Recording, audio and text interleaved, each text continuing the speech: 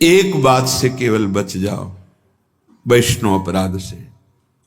कई बार चर्चा हुई इस श्लोक में, बस एक बात से कह रहे हैं, राधा माधव पाद पंकज रजहा प्रेमोन्मादे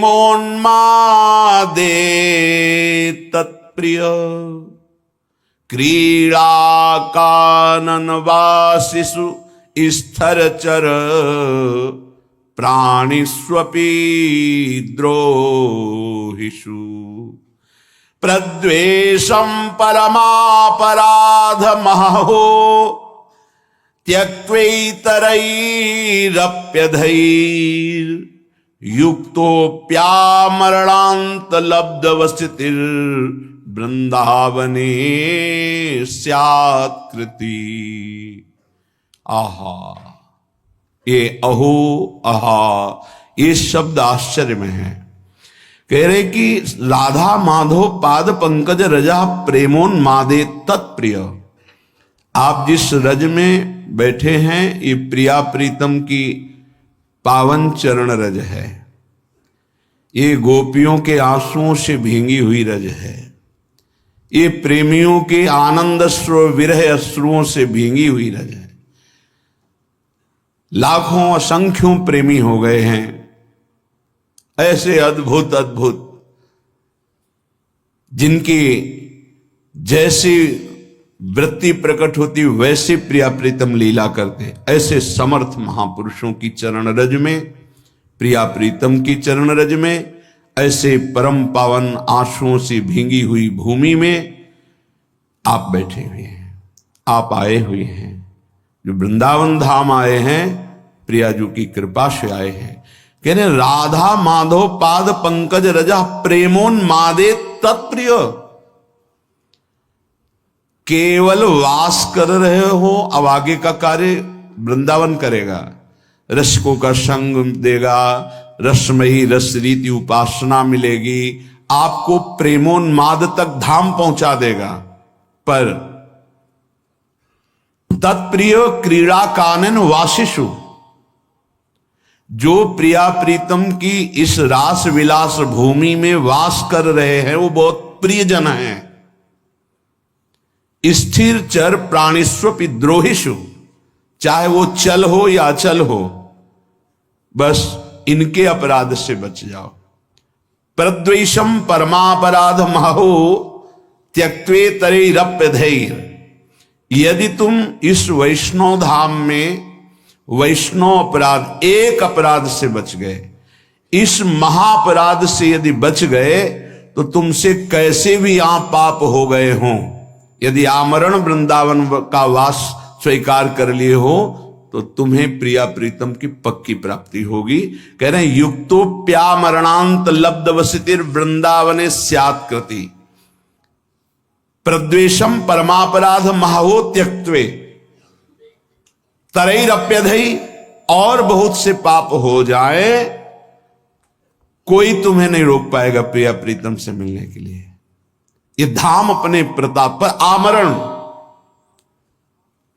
यही सदगुरुदेव भगवान ने बताया था। जब प्रारंभ में काशी से आए हुए महाराज जी से जब जुड़े तो एक भय लगा, क्योंकि पुरियों की महिमा, धाम की महिमा, महाराज जी यहां तो रज की वंदना की जाती है, जो रज शिव सनकादि की याचत सो रज शीश चढ़ाऊं। अब इस रज में लघु शंका का त्याग करते हैं, मल का त्याग करते हैं, क्योंकि यहीं रहते हैं और शरीर के द्वारा कोई न कोई त्रुटि भी हो सकती, जो आप पाप कहा जा सकता है धाम में, तो कैसे उसका मोचन होता है। क्योंकि हमने सुना है कि अन्यत्र कहीं पाप बन जाए तो तीर्थ अवगाहन से, गंगा यमुना आदि के अवगाहन से पाप नष्ट हो जाते हैं। अगर गंगा यमुना तीर्थों में पाप बन जाए तो संगम तीर्थराज प्रयाग, वो तीर्थराज है, वहां अवगाहन करने से पाप नष्ट हो जाते हैं। यदि तीर्थराज प्रयाग में पाप बन जाए तो पुरियों में से द्वारिका है, काशी है, अवधपुरी है, ऐसे सप्तपुरियां जो है, अगर वहां अपराध बन जाए ब्रज 84 कोश महामहिम। अगर कहीं ब्रज 84 कोश में आपसे कोई पाप बन जाए तो मुकुट मणि, ब्रज मुकुट है और वृंदावन मुकुट मणि है, वृंदावन की रज का सेवन।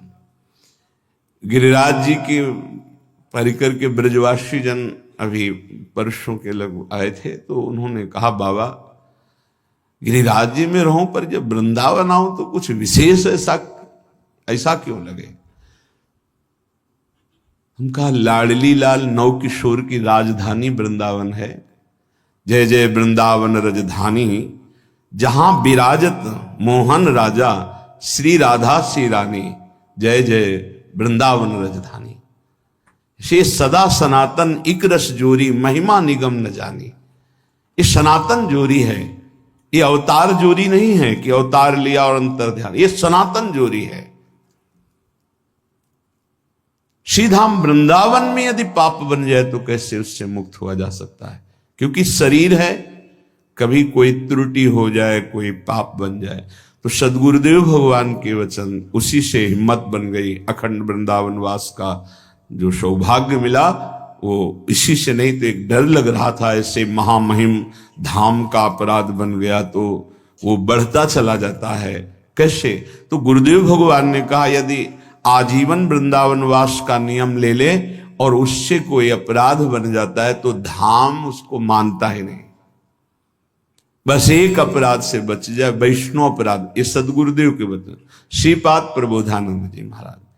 राधा माधव पाद पंकज रजा प्रेमोन्मादेत। आप वृंदावन की रज में बैठे हैं, रज का सेवन कर रहे हैं, वास कर रहे हैं, ये आपको प्रेमोन्माद तक पहुंचा देगा। कैसे? रसिकों का संग कराएगा, रस रीति की उपासना मिलेगी, प्रिया प्रीतम को आकर्षित करके आपकी तरफ दृष्टि ये धाम करवाएगा। पर तत्प्रियो क्रीड़ा कानन वासिसु, प्रिया प्रीतम के प्रिय केली कुंज में, ये संपूर्ण वृंदावन प्रिया प्रीतम का केली कुंज है। कहीं रास केली, कहीं विलास केली, विविध केलियों से युक्त कुंज निकुंजों में हमारे प्रिया प्रीतम विहरण करते हैं, विहार करते हैं। इसमें जो वास करने वाले हैं प्राणिस्वपि द्रोहिषु प्रद्वेषम परमापराध महो। यदि वृंदावन के अखंडवासी का आप अपराध कर दिए तो महापराधो महो। फिर प्रेमोन्माद की बात तो जाने दो, पीछे श्लोक में सुना था कि राधा माधव फिर उस पर कृपा दृष्टि नहीं करते। बोले अगर ये त्याग दिए तुम कि वैष्णव अपराध नहीं होगा। पीछे श्लोक में सुने थे, उसको व्याख्या करने में डर लग रहा था कि अनाधिकारी जीव कहीं दोष बुद्धि न कर ले, इसलिए उसे गुप्त कर दिया था।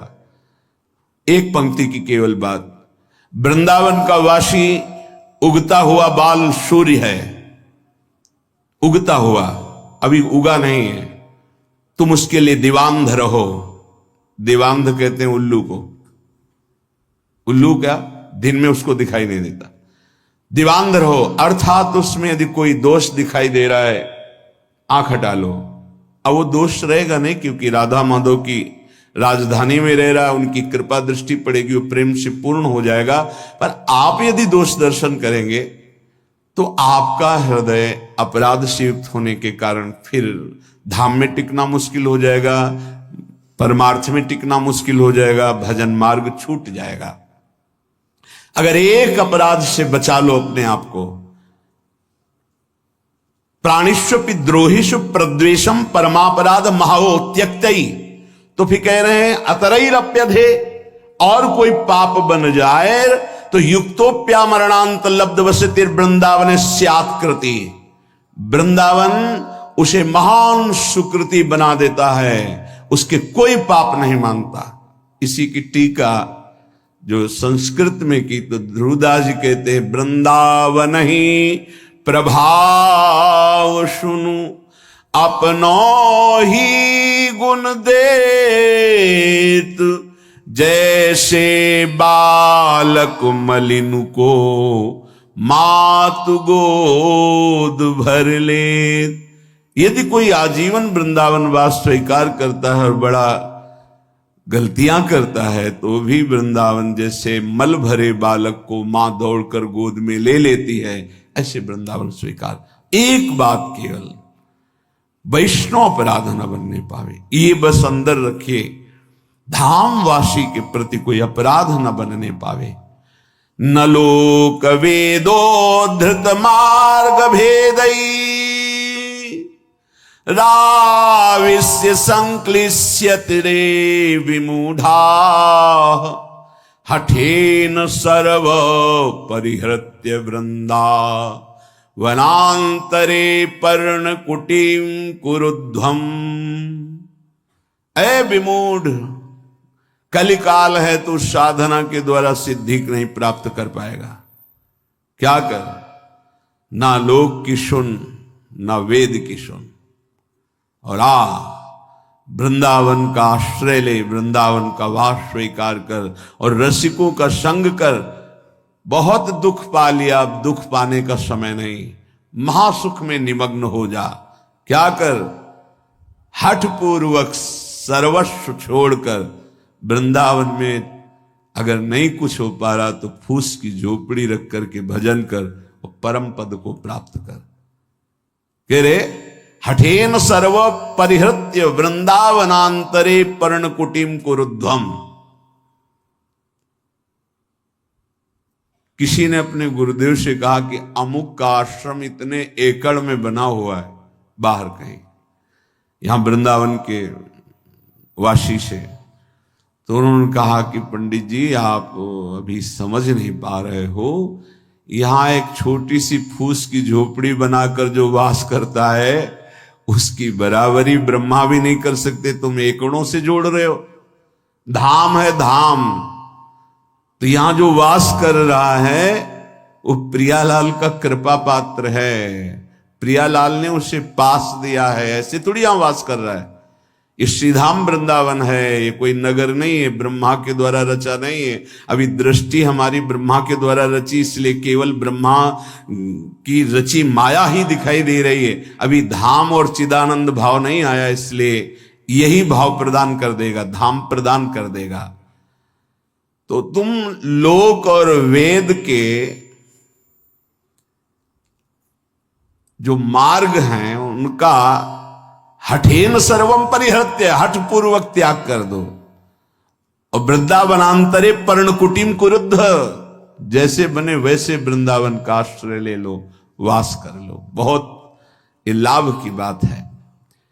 यत्तद् बलगन्तु शास्त्रण्यहो जनतया गृहीतां यत्तदेव स्वं स्वं यत्तन्मतं स्थापयतु लघुमतिस्तर्क मात्र प्रवीणः अस्माकन्तु ज्वलैकोन्मद विमल रस प्रेम पीयूष मूर्ते श्री राधाया विहाराट विमिहन विनान्यत्र निर्याति चेतः। अगर तुम बहुत शास्त्र पढ़ोगे तो बहुत से मार्गों का वर्णन शास्त्रों में किया गया है, किन किन मार्गों में चलोगे। इसलिए मेरी बात मान लो, ये शास्त्र समुदाय को प्रणाम करो। जिन लोगों की इच्छा है कि हम बहुत काल तक जीवित रहकर साधना से सिद्धि प्राप्त करेंगे, उनको ग्रहण करने दो। ये जो अल्प बुद्धि वाले हैं ये तर्क करते रहते हैं, इनकी पूर्ण बुद्धि नहीं है, इसलिए इनकी बातें मत सुनो। वो अपने मत का सिद्धांत तुम्हारी बुद्धि में स्थापन करने की चेष्टा करेंगे, बचो इनसे। मेरी उन्माद भरी बात सुन लो। खुद स्वीकार कर रहे हैं कि ये जो मैं बात कर रहा हूं प्रेमोन्माद में कर रहा हूं।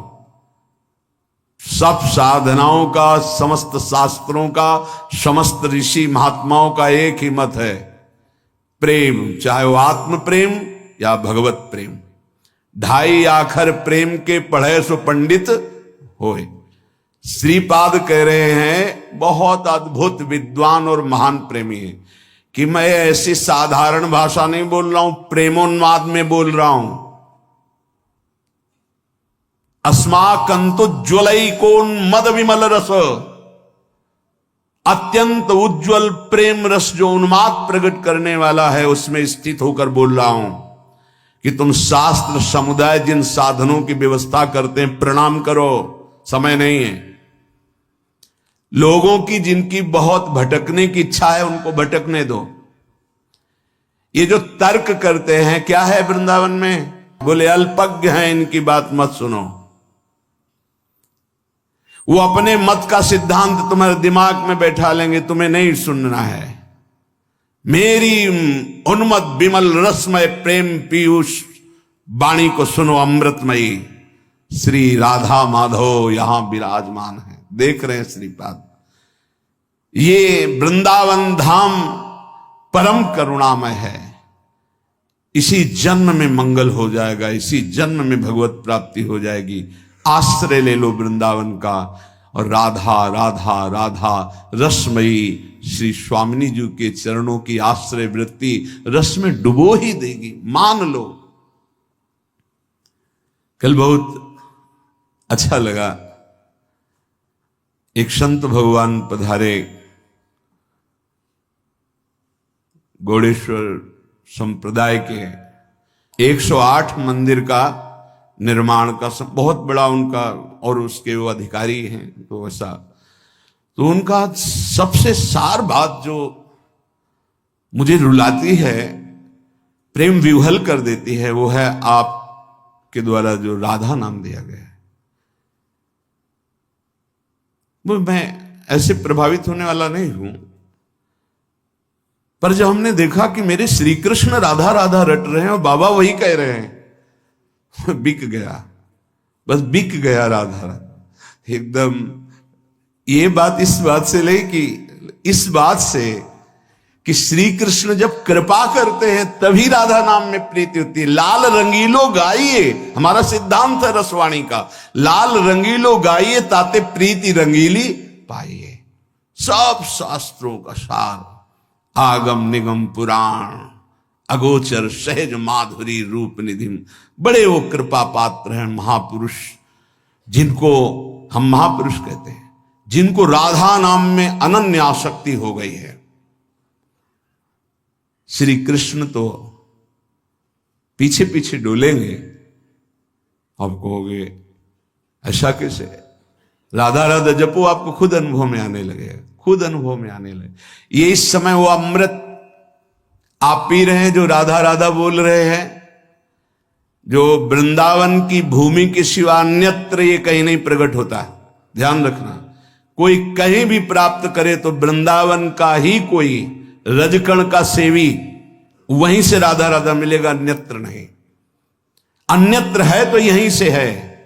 यहां की वायु में राधा राधा, यहां के पत्ते पत्ते में राधा राधा है। और श्री जी की सेवा के लिए भी 42 लीला में आप सुन रहे थे कि हे प्रियाजू मेरी एक विनय सुन लो, हा हा हा हा खाऊं। अर्थात यदि आप विनय मानोगी तो ही मुझे वो प्राप्त हो सकता है, ना कर दोगी तो मेरे जो मनोवांछा है वो अधूरी रह जाएगी, मेरे में सामर्थ्य नहीं। क्या आप अपने सेवा में मुझे रख लो, आज मुझे सेवा प्रदान करो।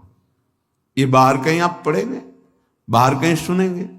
ये महल है प्रियाजू का, और यहां जो महल की टहल में है वो सब देख रहे हैं। यहां श्रीपाद को जो रस मिला, बड़े मर्मज्ञ महापुरुष हैं, ज्ञान समुद्र काशी में वास करने वाले अद्भुत विद्वान, अद्भुत वेदांती। जब इनको ये रस मिला वृंदावन का, तब ये कह रहे हैं कि मेरी बात मान लो, यत्तद वलगंतु शास्त्रण्य हो जनतया गृह्यताम यत्तदेव। शास्त्र में बहुत से साधन मार्ग वर्णन किए गए हैं, नमस्कार। जो उनको करना चाहते हैं, बहुत समय व्यतीत करना चाहते, करने दो। स्वम स्वम यत्तन मत्तम स्थापयतु, अपने अपने सब मत तुम्हारी बुद्धि में बैठालने की कोशिश करेंगे, लेकिन लघुमति तर्क मात्र प्रवीण, वो छोटी बुद्धि तर्क के द्वारा वो आपको सिद्ध करेंगे कि वृंदावन ही सब कुछ नहीं है। बात समझना, बहुत ये सूक्ष्म विषय है। अस्माकंतु ज्वलैकोन मद विमल रस प्रेम पीयूष। मैं ऐसे नहीं बोल रहा हूं, वेदातीत स्थिति में बैठ के बोल रहा हूं। वेदातीत स्थिति अवच्छिन्न अनुरागम लभते, उस प्रेम पीयूष से बात कर रहा हूं, उन्मत्त होकर के कि सब तज वृंदावन का आश्रय लेकर राधा राधा रट, देख तुझे क्या प्राप्त होता है। अब पैसा तो लगा नहीं, इसलिए इसमें कीमत समझ में नहीं आएगी। बहुत सूक्ष्म विषय है। उपनिषद में जब कोई ब्रह्म ज्ञान प्राप्त करने जाता, पढ़ के देखना उपनिषदों को, 12 वर्ष तक आश्रम की सेवा करवाई, व्रत आदि के द्वारा तप कराते हुए। छांदोग्य उपनिषद की बात कर रहा हूं। फिर उसमें बोल दिया तुम मन नहीं हो, चिंतन करो। 12 वर्ष के तप के बाद एक शब्द ब्रह्म ऋषि बोला कि तुम मन नहीं हो। फिर 12 वर्ष तुम प्राण नहीं हो। अपने आप अनुभव हो गया मैं कौन हूं, वो बताना नहीं पड़ा। नहीं नहीं नहीं तो जो है वो।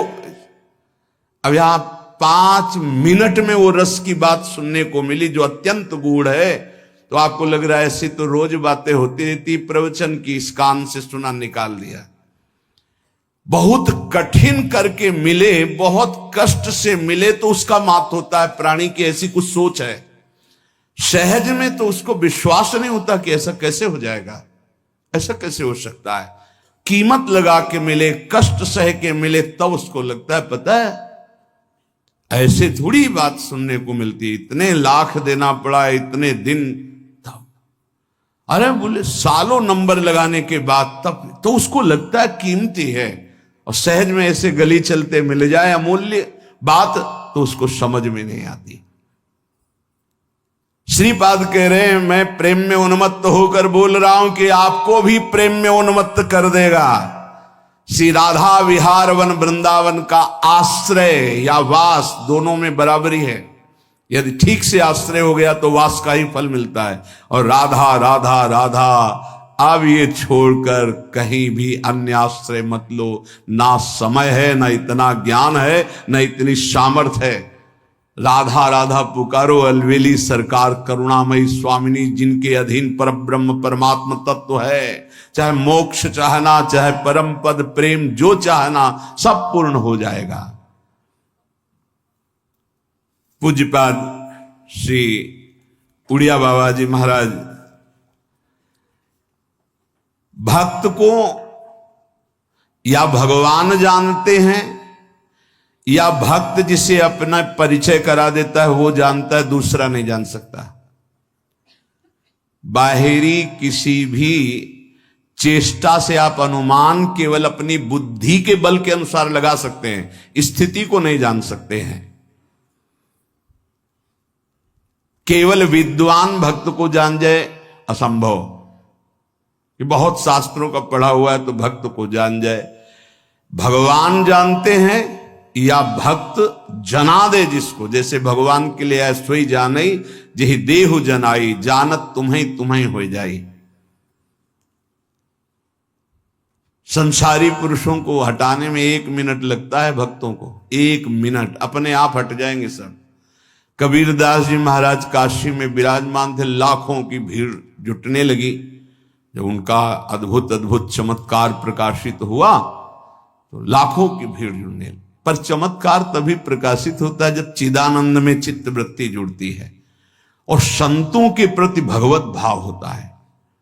अपने कर कमल से कबीरदास जी बुन करके जो वस्त्र वो बाजार में बेचते, मूल से पुनः खरीदते और जो मुनाफा होता उससे संत सेवा करते थे।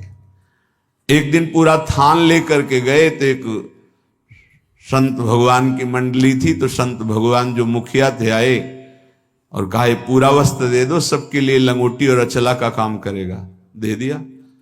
अब जब मूल ही नहीं मिला तो मुनाफा की क्या बात। तो घर में ना तो सेवा के लिए कुछ, तो जाके एकांत तो बैठ गए कि अब क्या करें। घर जाते जब मूल मिलता तो उससे धागा खरीदते, जो मुनाफा मिलता उससे संत सेवा घर का कार्य चलता। एकांत बैठ गए और भगवान नाम जपने लगे। भगवान ने देखा कि कई संत समय से आ गए। जहां बहुत श्रद्धा से सेवा होती है वहां संत भगवानों की कृपा होती रहती है। भगवान तत्काल गाड़ियों में ये आटा, चीनी, घी, ये कई गाड़ी सब सामग्री भर करके पहुंचे। कबीरदास जी की माता जी थी, उनसे कहा कि आज वो आ नहीं पाएंगे, किसी कार्य में हैं, ये सब सामग्री भेजी, आज बड़ा मुनाफा हुआ है। बहुत बड़े धनी को उन्होंने वस्त्र बेचा है, जबकि एक मूल भी नहीं मिला था, कुछ संत को दे दिया था। तो संत के स्वामी कौन है? हरि। तो बहुत बड़े धनी से सौदा हो गया ना खूब। और कहा जब तक वो आए ना तब तक यहाँ के काशी के जितने भी विद्वान ब्राह्मण संत महात्मा सबके यहाँ सीधा भेज। तो एक कोतवाल होते हैं सूचना देने वाले संतों में, पूरी काशी में कि कबीरदास जी घी, चीनी, ये और 2-2 मोहरे स्वर्ण की भेंट में। तो जहां कबीरदास जी एक झाड़ी में छुपे भजन कर रहे थे, वहां से कई लोग निकले, बोले धन्य है कबीर जी को। कितना सामग्री उत्साह पूर्वक बांट रहे थे। अरे भाई बोले हम तो सोचा था सामग्री मिलेगी, लेकिन 2-2 स्वर्ण मोहरे मिली। कबीरदास जी ने कहा हम तो यहां छुपे बैठे हैं, कुछ था ही नहीं, ये कैसे। जब वहां पहुंचे तो वहां लाइन में सब बट रहा था। मां बड़ी प्रसन्न थी, बच्चा आज तुमने सौदा किस धनी से किया, बहुत माला माल कर दे। वो मुस्कुराए और चुप। बड़ा यश फैल रहा था। कबीरदास जी ने विचार किया कि तो वो ठीक नहीं है, ज्यादा यश कीर्ति भीड़ तो फिर भजन में बड़ा विघ्न पड़ेगा। एक चाल चलते हैं जिससे साफ भाग जाएंगे। काशी में परम भाग्यवती वैश्या भी रहती थी, जो काशी में रह रही, जनकपुरी में थी जैसे पिंगला वैश्या। उनके पास जो ही गए तो खड़ी हो गई दंडवत करके, महाराज आपका दर्शन तो यहां उचित नहीं है, कोई देख भी लेगा तो अश्रद्धा कर लेगा, हम लोग ऐसी नीच मानी जाती है समाज में आप। तो उनका नहीं नहीं, हम तो आए हैं आपके सानिध्य की याचना करने। कुछ समझ में नहीं आया कि इतने बड़े महापुरुष वैश्या के सानिध्य की। बोले अगर आप एक सहयोग कर दे हमारा तो। बोले हाँ।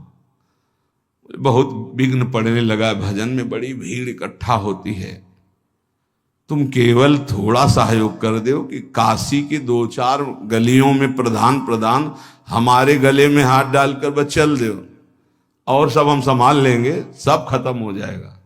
तो अब महाराज कोई पूछेगा नहीं। बोले इसीलिए कोई हमें पूछे ना, हम इसीलिए।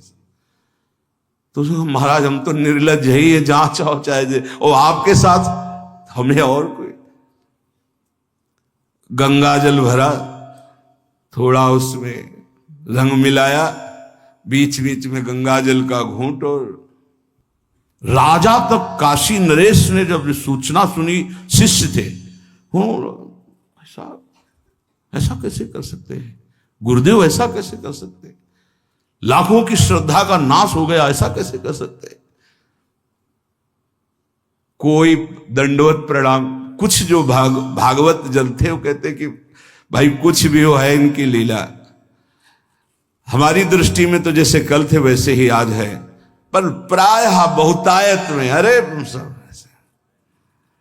अब राजा को अश्रद्धा हो गई, नहीं ऐसा नहीं हो सकता, ऐसा नहीं कर सकते। बड़ा मतलब मन खिन्न था। पहुंचे हाँ कबीरदास, उतर के साष्टांग दंडवत करता था, कोई दंडवत नहीं। गुणमानी संसार, तभी तो वह कह रहे उड़िया बाबा कि भक्त को केवल भगवान जानते या जना दे तो जानते हैं। थोड़ी देर खड़े रहे, कमंडर से जल लिया, बोले शांत शांत शांत। तो कहा महाराज ये क्या लीला है, अब क्या जमाना चाहते हो, हमने तो देख लिया ना आपको। बोले तुमने देखा ही नहीं, इस समय सेवा, जगन्नाथ जी की सेवा में थे, उनके वस्त्र में आग लग गई तो उसी को बुझा रहा था। उस समय घोड़े दौड़ा करके अपने गुप्तचरों को भेजा, पता लगाया तो बोले हाँ महाराज, कबीरदास जी पास ही थे यहाँ, तो उन्होंने तत्काल बुझा दिया, नहीं तो शरीर शायद भस्म हो जाता। बोले वो तो हमारे पास थे वहां।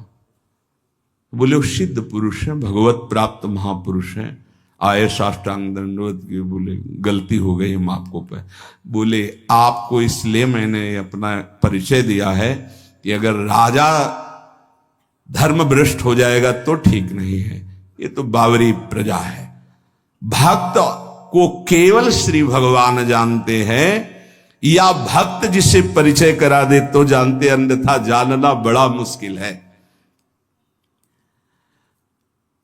भक्त परिपक्व अवस्था को वही प्राप्त होता है जो आराध्य देव, उनका भजन और गुरु चरणारविंद की पराधीनता, तीन बातें जो स्वीकार करता है वही परिपक्व सिद्धावस्था को प्राप्त हो जाता है।